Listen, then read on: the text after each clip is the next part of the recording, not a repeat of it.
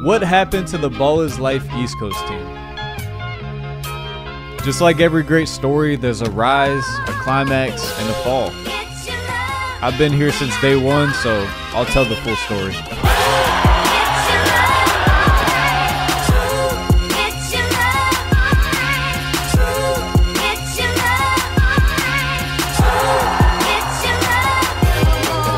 I said, please. I would have been in some pain right now. Man, we got the photo shoot. We're models. We're models.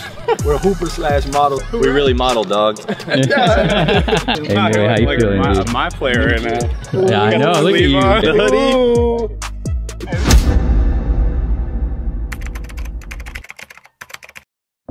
So it all started one day. I'm shooting around at RDB Sportsplex where I was working at the time. My boss would allow me to go shoot in the rental gym all by myself, away from the members. So I had the full court to work out every day. Great situation. They would walk me down, unlock the door, let me in, and then lock me in, and I would leave out the side door. So one day I'm shooting around like normal, and out of my peripherals I see a member walking in. And as I'm walking up to him, I recognize his face. It was Nick Briz. I had seen him on Instagram doing an Alex Caruso skit. And a few days later, we get a workout in and play some ones. We play the ones, we're chopping it up afterwards, and he asked me if I wanted to come play fives in Tampa. He said Ball is Life was micing him up, and he was going to play with this one-armed guy that played for the Florida Gators. And I'm like, of course I'm going to play. It's Ball is Life. I play at parks anyway, like, let's go. So we pulled up to the park. There's like 20 people there. It's your average park competition, not very good. But I sit out the first game. Yes, Nick's talking trash. You gotta step up, bro. But then when you step up and blow by, you bang on somebody. So you're in a tough spot anyway, really. I'm really impressed by Zach at this point because I had never seen him play. I'm like, this dude can actually play. Like, he has a good court feel.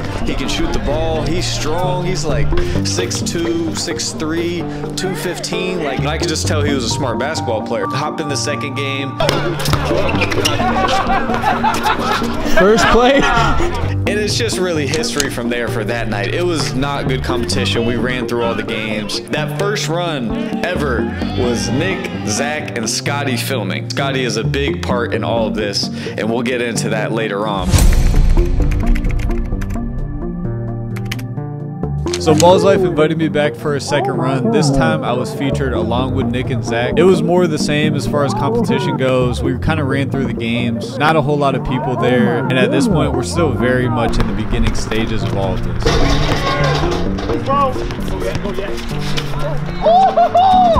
Oh, man. Side note, this was the first time I ever did the Millie Rock, and no, I did not plan it. So our first two videos did really good numbers. At this time, we have a new character entering this story. That character is Devontae Friga.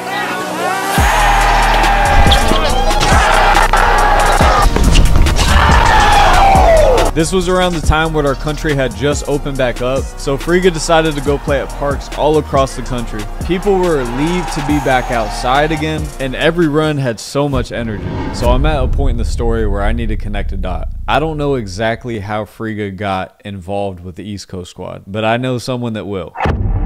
How did Friga get into the equation? Was he talking to you directly? Was he talking with Ball is Life? No, there was no communication with Devontae with Ball is Life at the time that I knew of in regards to doing something with the East Coast squad, which at the time we weren't even the East Coast squad yet. Right. The opportunity came up because Nick was, as a rising creator in Florida, and Devontae, an already established creator in Florida, they started having communication about doing some collabs and stuff, because Devontae at the time did a collab with Julian Newman. He was doing collabs with a bunch of people. So they created that streamline of communication because, like, Nick saw that this was doing well, his YouTube was doing well, and he just...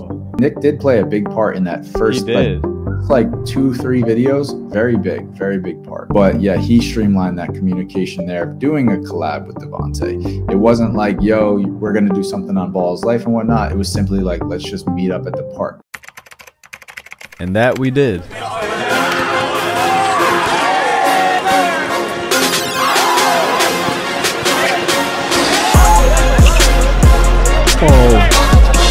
We're coming to a city near you.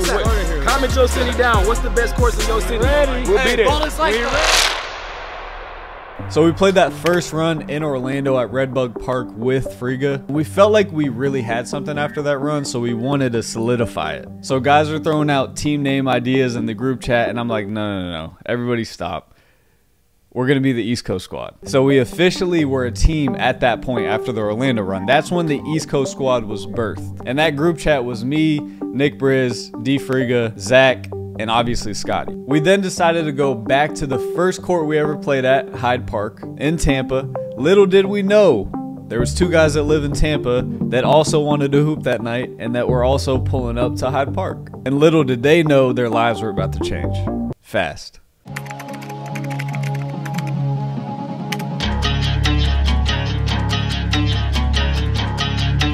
They brought a clamp out here.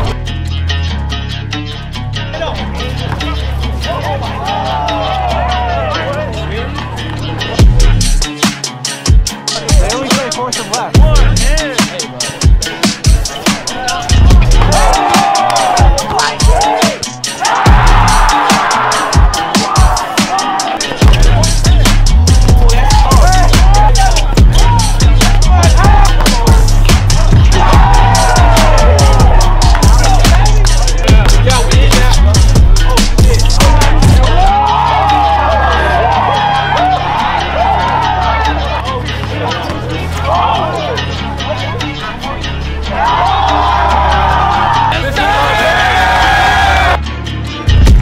A few days later, we went to my hometown in Claremont, Florida. After the Tampa run, we picked up Slim, but we had not officially picked up Clamp yet. Come on, John.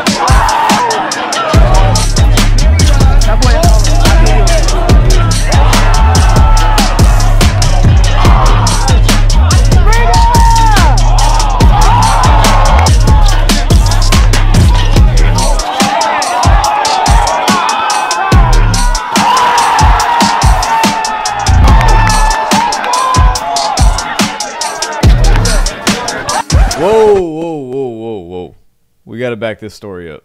The night before this run, my guy Osanto, I played high school basketball with him. He called me and was like, hey, I'm coming with the 5. I hope you guys are ready. He also told me to be on the lookout for this guy named Duke. So it was at this moment I knew this was Duke.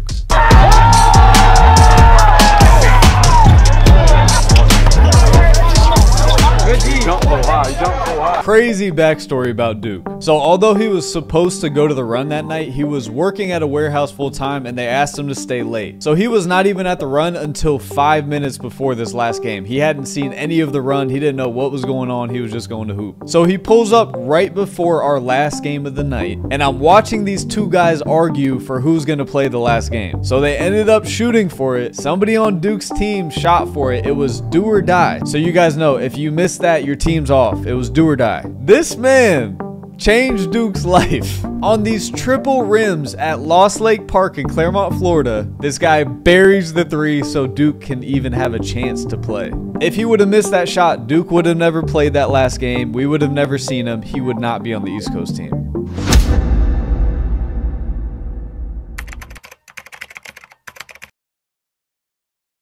NBA basketball fans, the season is back. For those of you that enjoy fantasy sports, Sorare is the new way to play. What sets Sorare apart is the fact that you can collect cards and then use them in contests to win prizes. You can choose to purchase those cards, but you can sign up for free and they give you cards to play with and enter contests initially so that you can build up to have better cards to play with and enter contests with. It's super quick and easy to sign up. I just clicked my Gmail and I was signed up. For me, having a little bit of skin in the game does make the games way more exciting. And Sorare is really going to be the future of fantasy sports. It has the collectible asset to where you can have a gallery of cards and accumulate cards over time, and you can grow this gallery that you can also play in contests to win prizes. The coolest way of playing fantasy sports I've seen. If you sign up today, you're going to be entered in a drawing by Sorare to win 2 NBA tickets to any game you want to go to. You might as well try to win. Go sign up in the link in the description and comment your username and you're entered in the giveaway. Shout out to Sorare for doing that. Best of luck to you guys. Back to the video.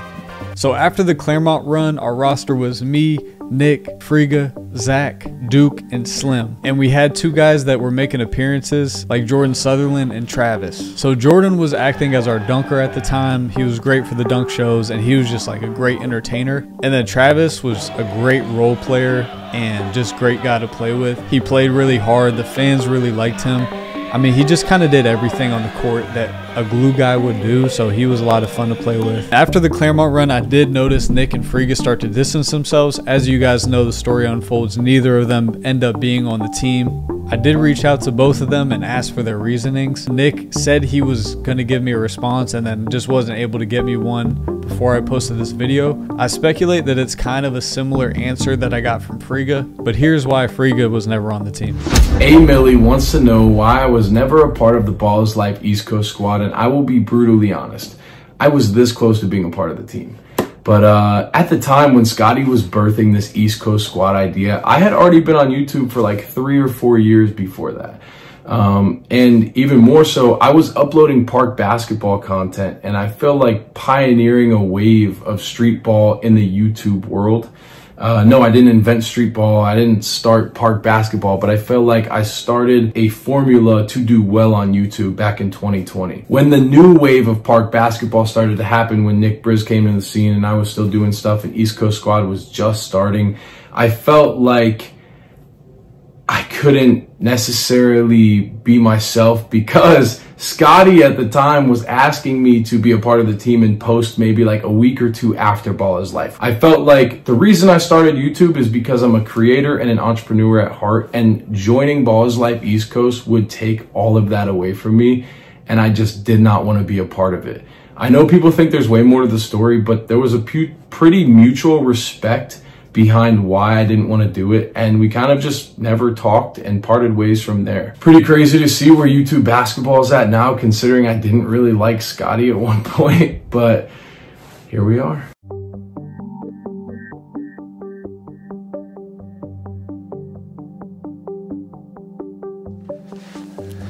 So our creative vision as a team was kind of what made the East Coast team the East Coast team. So Scotty had a lot, I mean, he had our creative vision. We were kind of the pieces to do it with.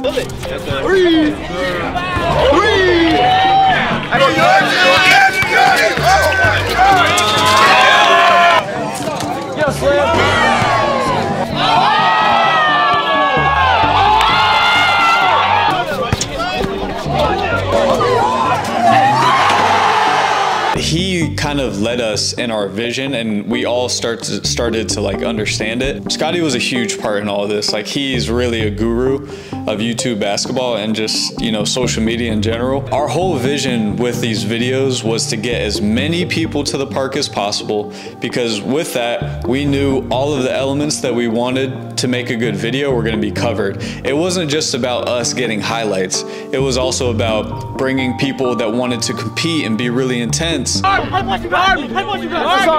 we own that, so it's not. Hold on now. On the sideline, you got funny characters. Made me lose my $20. Y'all need to do 30 push-ups right now. You got trash talk.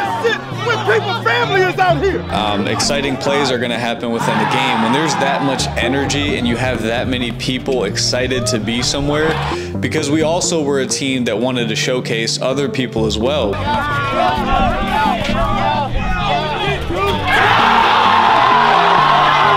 Which made people come out to the park because we had a platform.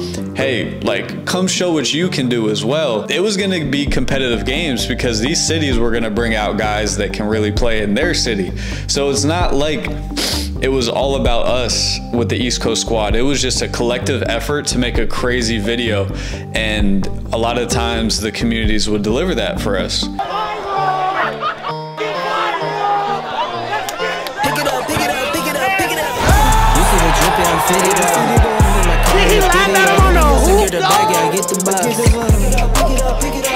You see the drip, yeah, I'm fitted up. Hop in my car and get it up. Secure the back, yeah, get the bus. I've been on the flex since flex zones. Never hear all in your eardrums. I ain't never scared like Bone Crush. Boy, I got God, don't fear none. My line busy, take no calls. Feels like I don't have no flaws. Snakes in the grass, cut those off. My shit make those wrong. No breaks, we go, go, go, go, go. Those that's a no. Go high, go low. Like spinning in a 644. Cash money like 504. Ball like AD24. No sleep, need more. Pick it up. You see the drippy, I'm fitted up. I'm a car in the fitted up. See me the bag, I get the ball.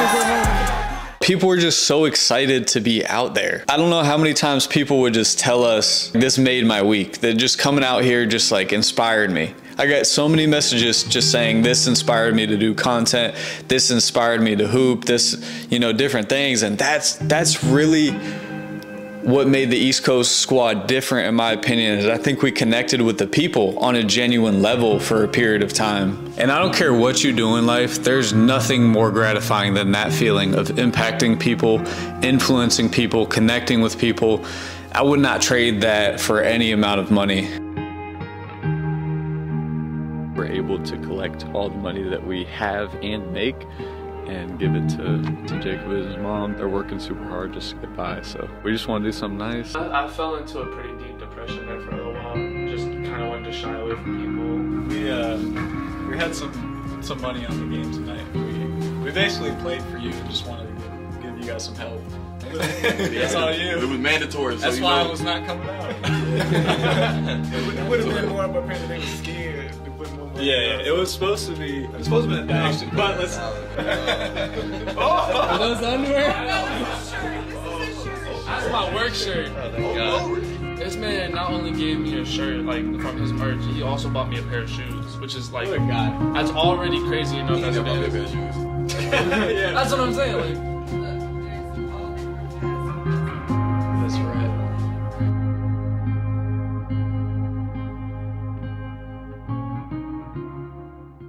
So now that we had 5 players and a team to move forward with, we would just go to a city, pack it out, make a video, and then find the next city that was gonna bring the next most energy. It was just one after another after another. We were all clicking together. Our chemistry on and off the court was great. And this is where the teams in the 5-on-5 YouTube space kind of started. So the West Coast team, they were doing something with, I think it started with Iverson and Kenny Dobbs, and I know IB Court and stuff like that was playing with them here and there.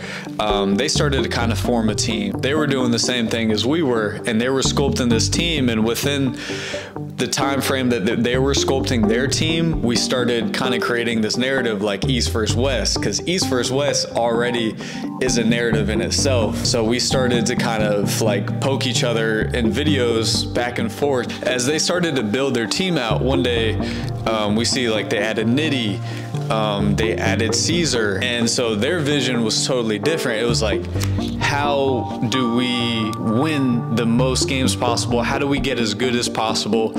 How do we just put the highest level of basketball product on the floor? Whereas we were really just thinking more of it from an entertainment aspect. And the West Coast squad didn't do anything wrong. Like, they picked up Caesar, they followed him since he was like 13 years old. They picked up Frank coming up in the Drew League. They grabbed guys in LA that they had relationships with, and it made sense to grab them because they were really good basketball players.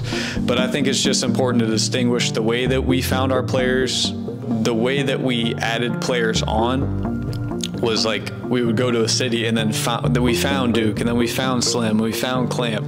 Like, it was a very natural process where our intentions were just to add players to the team that, like, yeah, you have something basketball wise for sure, but also like, how do we vibe with that individual? You know, we wanted whoever we picked up to fit like the overall vision. And I just think it's important to distinguish like exactly what we were. Over the course of the next 10 videos, we would accumulate almost 30 million views. These are not 8 to 10 second videos that can go off for a few million views. These are anywhere from 20 to 35 minute videos of our full nights at the park, which made us one of the most viral street ball teams on the internet ever.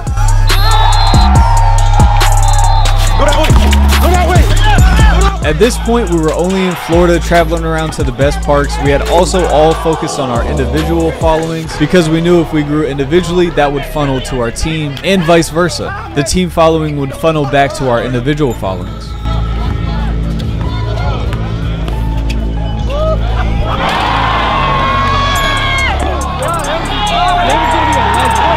Everything was honestly too good to be true. It was a rise that we'll never forget.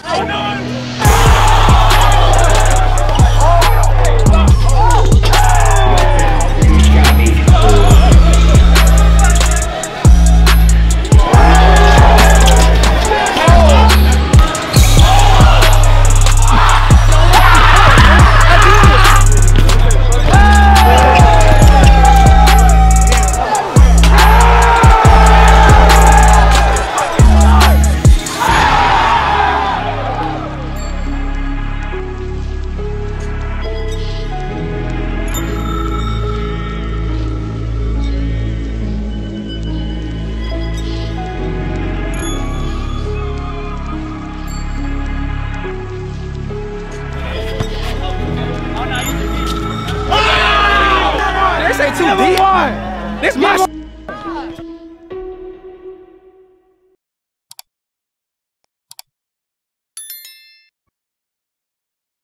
All right, well, thanks for watching part 1 of the full story of the East Coast Squad. Make sure you subscribe so you can see parts 2 and 3. I want to make you guys a part of this series. If you guys have questions, anything you want to know about the East Coast Squad, any members you want to hear from, ask the question, make the statement below, and then make sure you guys upvote and like those comments so that those comments can go to the top and I can answer questions for you guys. This series is just something to look back at so that we all know what happened with the East Coast Squad and there's no more questions left. So make sure you guys ask any questions now or forever hold your peace. God bless. See you guys next time. I'm always trying to walk the line between us.